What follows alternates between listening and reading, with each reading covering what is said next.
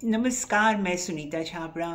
कभी भी कोई व्यक्ति जो जाता है एस्ट्रोलॉजी के पास कोई ना कोई कुछ मुश्किल का समाधान लेने के लिए ही जाता है, ठीक। क्योंकि डॉक्टर्स, वकील हो या एस्ट्रोलॉजर्स हो, कोई भी उनका हालचाल पूछने तो जाएगा नहीं। उनके पास कोई प्रॉब्लम होगी, जीवन में कोई ना कोई समस्या चल रही होगी, कुछ ना किसी चीज़ का समाधान ढूंढने के लिए ही वो व्यक्ति जो है एक एस्ट्रोलॉजर के पास जाता है। अब एस्ट्रोलॉजी भी या एस्ट्रोलॉजर भी कहें तो दो तरह के होते हैं। एक तो वो होते हैं जो साइंस और मैथ्स को अप्लाई करके, जैसे पूरे आसमान में ग्रहों की दशा को पढ़ के जो हमारे ऋषि मुनियों द्वारा कैलकुलेशंस बताई गई हैं, जो जिस प्रकार की एस्ट्रोलॉजी बताई गई है उसी के आधार पर प्रेडिक्शंस करते हैं। और एक जो एस्ट्रोलॉजी जो है, जो आज के समय में बहुत ज़्यादा प्रचलित है और बहुत पॉपुलर है, वो है टोने और टोटकों वाली। यानी कि आप ऐसा कीजिए कि आप एक नारियल लीजिए, नींबू लीजिए, उसको चौराहे पे रखाइए। मुझे तो कई बार ऐसे लगता है कि ये जो चौराहा है ना, ये शायद जो है, अगर हम देखें तो हमारे जो इंडिया और पाकिस्तान का बॉर्डर है ना, वहाँ पर भी सेना संभाल लेगी। लेकिन जो चौराहे पर इतनी जो टोने रोड के होते हैं ना, मुझे तो कई बार लगता है कि यहाँ तो केवल और केवल ईश्वर ही बचा सकता है। तो इस तरह की एस्ट्रोलॉजी से बचना चाहिए, क्योंकि इस तरह से कोई भी व्यक्ति, अगर आप देखिए, ऐसा हो नहीं सकता कि पूरे विश्व में सब खुशी से रहें।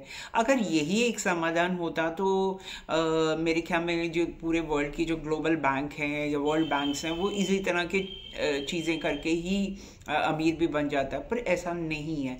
मुश्किलों को करने के लिए आप शॉर्टकट्स मत ढूंढिए और ना ही इस प्रकार से आप किसी भी वहम में आइए। बिकॉज 90% लोग जो आपके मेरे पास आते हैं ना, मैंने एक चीज़ देखी है, सबसे पहले छूटते उनको ऐसे लगता है, वो पहली चीज़ बोलते हैं कि हम पर ना शायद किसी ने कुछ किया हुआ है, तभी तो हमारे ऊपर ये मुसीबत है, या कुछ ना किसी ने बांध रखा है। तो मुझे लगता है कि फेवरेट पास टाइम या तो इंडियंस का यही है कि वो किसी ना किसी पे कुछ कर देते हैं। तो ऐसा नहीं है, बिल्कुल। पहले तो इस वहम से ही निकलिए, पहले इस वहम को छोड़ दीजिए, इस वहम से निकल आइए। क्योंकि किसी ने किसी के साथ कुछ नहीं किया। हम ही अपने जीवन की कुंडली को अगर देखें तो अगर हमारी भगवत गीता पे भी हम जो हमारी जो इतनी मतलब धार्मिक किताब है उस पर भी पढ़ें, तो वही लिखा जाता है कि मनुष्य का जो जीवन जो होती है, लाइफ जो होती है, मृत्यु और जीवन का एक पूरा कंटिन्यूअस प्रोसेस है। यानी हम कर्म के आधार पर अपने जीवन में सुख और दुख भोगते हैं। तो इस बात को अपनी जो धार्मिक किताबें हैं, अगर हम अपने धर्म में विश्वास करते हैं, हम अपनी चीज़ों में विश्वास करते हैं, अपने शास्त्रों पर विश्वास करते हैं, तो इस चीज़ का विश्वास रखिए कि हम इस जीवन में कुछ ना कुछ लेने देने हैं जिनको हम पूरा करते हैं। और जैसे जैसे ये लेने देने हमारे जीवन से ख़त्म हो जाती है, हमारी लाइफ इजी हो जाती है। हमारे जो कंधे से जैसे बोझ है ना, वो उतर जाता है। तो इस प्रकार से आप इस चीज़ को समझिए। अब आप एस्ट्रोलॉजी को इस तरह से समझिए कि जिस प्रकार से गूगल मैप होता है, जैसे आपने जाना तो एक जगह से दूसरी जगह है, परंतु गूगल मैप आपको क्या करता है कि रास्ते में बता देता है कि यहाँ ट्रैफिक होगा, यहाँ से शॉर्टकट बताता है, आपको बताता है इस रास्ते की बजाय इस तरह का रास्ता ले लीजिए जहाँ पर आपको आसानी होगी। इसी तरह से एस्ट्रोलॉजी है। एस्ट्रोलॉजी भी आपको इसी तरह से गाइड करती है कि इस रास्ते की जाना, जो होना है वो होकर रहेगा। इसी प्रकार आपने कभी कभी देखा होगा साउथ में क्या करते हैं, जैसे मान लीजिए किसी का एक्सीडेंट का लिखा हुआ है। मैं बहुत ज़्यादा हर तरह की एस्ट्रोलॉजी, स्पेशली नाड़ी एस्ट्रोलॉजी बहुत ज़्यादा फॉलो करती हूँ और उसको अपनी उसमें प्रेडिक्शंस में लेती हूँ। तो मैंने देखा कि जिस प्रकार से कोई लोग क्या होता है कि ये बताते हैं कि भाई आपका एक्सीडेंट का योग है या कुछ इस प्रकार, तो क्या करते हैं वो स्वयं से जाके ब्लड डोनेट कराते हैं। तो इसी तरह से ज्योतिष आपकी मदद कर सकता है। रोक कुछ भी नहीं सकता, जीवन में होनी जो है आपको छू कर जरूर जाएगी।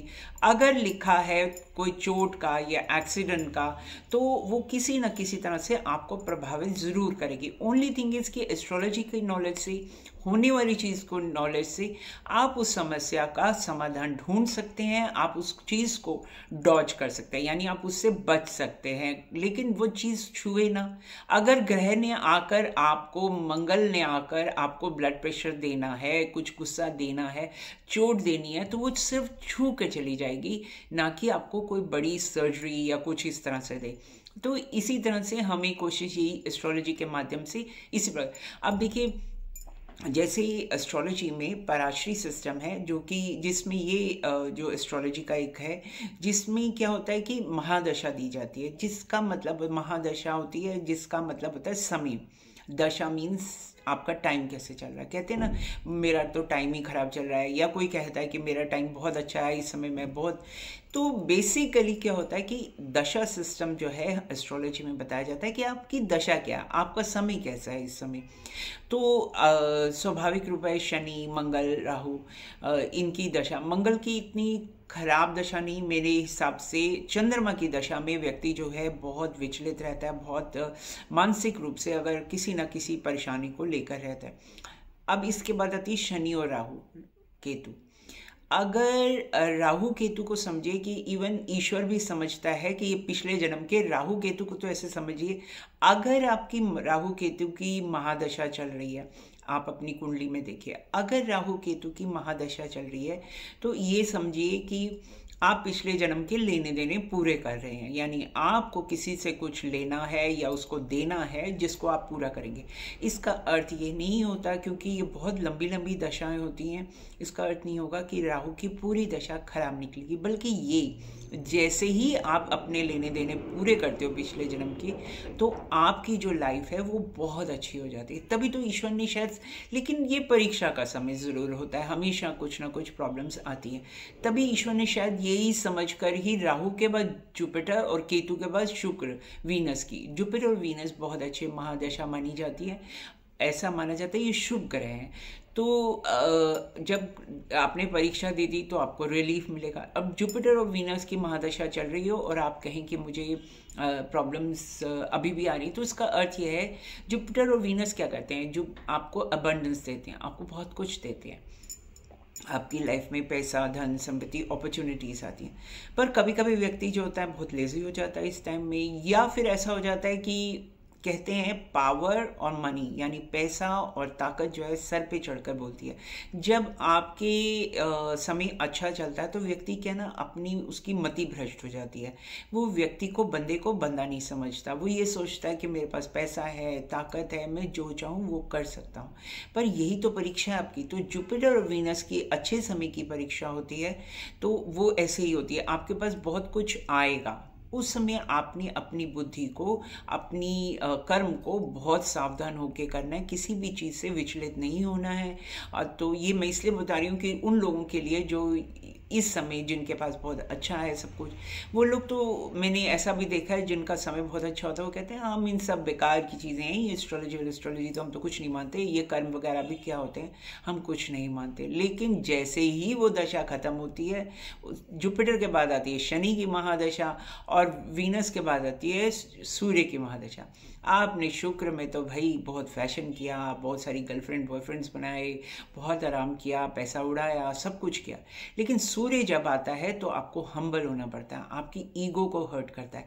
कोई ना कोई व्यक्ति आपकी ईगो को चैलेंज करेगा, आपको बताएगा कि ये जो कर रहे हो ना आप ये सही नहीं कर रहे हो, और यही तो सुना नहीं जाएगा आपसे कि मुझे कोई क्यों बताए कि मैं जो कर रहा हूँ वो सही नहीं कर रहा। और शनि कहेगा बहुत हो गया, लेजी होना, अब मेहनत करो। तो आप ये समझिए कि कोई भी दशा या महादशा जो होती है वो खराब नहीं होती, ओनली क्या होता है, या तो पिछले जन्म के लेने देने पूरे करने हैं, या वो आपको ये बता दे, जैसे शनि की महादशा हो, शनि की अंतर्दशा हो, तो उसमें क्या करना है, आपको मेहनत करनी है। अगर आप मेहनत कर लोगे, आप समय से एक डिसिप्लिन ले आओगे, तो वो बहुत अच्छा समय गुजरेगा। आप महादशा या दशा को इस प्रकार से समझिए, ये एक तरह से मौसम है। जैसे अगर मान लीजिए सर्दी का मौसम है तो आप क्या करेंगे, आप ऊनी कपड़े पहनेंगे, हीटर चलाएंगे। इसी प्रकार से जब वर्षा का होगा तो उसी हिसाब से आप अपने आप को पर अपनी चेंज करेंगे। तो ये महादशा और अंतर्दशा का है। तो अगर आपकी कोई समय खराब चल रहा है तो सबसे पहले तो उस समय की, उस ग्रह की एनर्जी को समझिए कि वो ग्रह आपसे क्या करवाना चाहता है। अगर सूर्य है तो आपको झुकना होगा, आपको अपनी ईगो को कम करना होगा, आपको अपनी बेइज्जती को, कोई कहता है ना इसने तो मेरी इज्जत ही खराब कर दी, इसने तो मेरी बेइज्जती कर दी, यही बात जो है ना आप सूर्य की महादशा में बहुत लोगों के मुंह से सुनेंगे, मेरी तो बेइज्जती हो गई, मैं तो उसके घर का पानी नहीं पीऊँगा। तो ये क्या बता रहा है? ये यही बता रहा है कि आपने, आपका सूर्य जो है आपसे कह रहा है कि आप अपने आप को हम्बल बनाओ, अपनी ईगो को छोड़ दो। जहाँ आपने उसके हिसाब से काम किया सूर्य की महादशा में, वहीं आपका समय बदल जाएगा और आपकी लाइफ बहुत ईजी हो जाएगी, आप ग्रोथ आएगी, अपॉर्चुनिटीज है। वही शनि कहता है कि मेहनत कर लो आप, तो आप जीवन में तरक्की करोगे। सो आप अगर ग्रहों की एनर्जी को समझ लेंगे तो आपको किसी भी प्रकार के टोने टोटके, यहाँ ये रख दो वहाँ वो रख दो, नहीं करना पड़ेगा। मैंने ये इसलिए बता रही हूँ क्योंकि आजकल लोग जो है, बहुत से लोग भटक जाते हैं, क्योंकि देखिए समय तो सबके लिए मतलब आसान तो नहीं है, हर किसी के लिए कोई ना कोई प्रॉब्लम आती है। और उस प्रॉब्लम में जब व्यक्ति एक एस्ट्रोलॉजर के पास जाता है तो वो बहुत उम्मीद से जाता है कि वो उसको उसका रास्ता दिखाएगा, और उसी उम्मीद को आपकी जो एक्सपेक्टेशंस हैं उसको भी समझना चाहिए। ये नहीं, अगर आपकी कुंडली में शादी का योग फीका है, कम है, तो अगर एस्ट्रोलॉजर कहता है कि ये टाइम फ्रेम है तो आप इस टाइम में कॉम्प्रोमाइज़ करके कोई ना कोई विवाह योग्य अपने लिए लड़का या लड़की देख लीजिए, तब आपको वहाँ पर कॉम्प्रोमाइज़ करना, नहीं तो वो दशा चली जाएगी। क्योंकि ग्रहों की यही है कि वीक है आपके चार्ट में चार्ट, तो आपको ग्रह की एनर्जी को समझना है और उसी अनुसार अगर आप कर देते हो तो आपको कोई मुश्किल उपाय या टोने टोटके कुछ भी करने की ज़रूरत नहीं है। हाँ, ग्रह आपको ज़रूर टच करेंगे, ज़रूर परेशानी देंगे। आई होप इसको पॉजिटिवली लेकर व्यक्ति जो है अपनी लाइफ को अच्छा बना सके, इसी उद्देश्य से ये मैंने एक छोटी सी जो है वीडियो बनाई है।